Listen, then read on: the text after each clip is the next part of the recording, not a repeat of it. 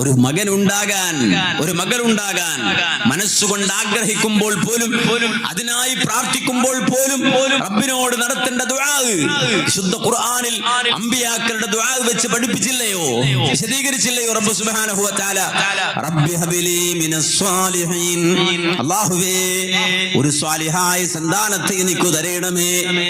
അവിടെ മുതൽ, അഥവാ സന്താനത്തെ ആഗ്രഹിക്കുന്ന സമയം മുതൽ ഒരു സന്താനത്തെ തരണേ എന്നല്ല, ഒരു മകനെ തരണേ, മകളെ തരണേ എന്നല്ല.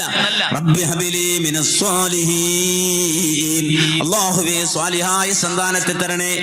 സക്കറിയ അലൈഹിസ്സലാത്തു വസ്സലാം അദ്ദേഹത്തിന്റെ ദുആ വിശുദ്ധ ഖുർആൻ പറഞ്ഞപ്പോഴും പറഞ്ഞത് കാഫ് ഹാ യാ ഐൻ സ്വാദ് ദിക്റു റഹ്മത്തി റബ്ബിക അബ്ദഹു സക്കറിയ ഇദ് നാദാ റബ്ബഹു നിദാഅൻ ഖഫിയ ഖാല റബ്ബി ഇന്നി വഹനൽ അദ്മു മിന്നി വഷ്തഗല الرأس شيبا ولم أكن بدعائك رب شقيا وإني خفت الموالي من ورائي وكانت امرأتي عقرا فهب لي من لدنك وليا.